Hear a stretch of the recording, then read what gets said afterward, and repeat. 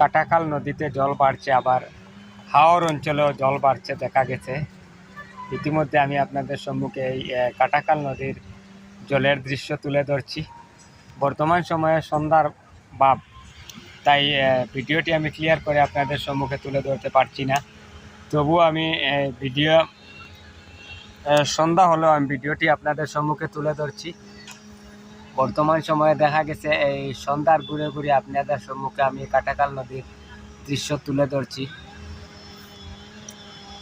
নদীর জল বাড়ার সাথে সাথে হাওর অঞ্চলেও জল বাড়া শুরু করছে। হাওর অঞ্চলেও দ্রুত গতিতে জল বাড়ছে। সম্ভবত এই বছর আর হয়তো ধান রোপণ হবে না। কৃষকদের দুর্ভাগ্য। বারবার বন্যা আসছে, বারবার নদীর জল বাড়ছে, আর ভিতর দিকেও জল বাড়তে থাকছে। সম্ভবত কৃষকদের দুর্ভাগ্য হয়ে দাঁড়িয়েছে এই বছর। হয়তো আর কৃষি কাজ এই বছর আর নাও হতে পারে, কারণ বর্তমান সময়ে আজকের দিনে দেখা গেছে ভাদ্র মাসের 16 তারিখ।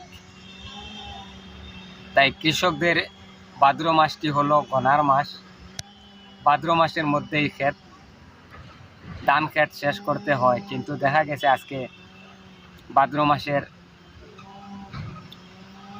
অর্ধেক দিন থেকে বেশি দিন চলে গেছে, কিন্তু আবার জল বাড়ছে।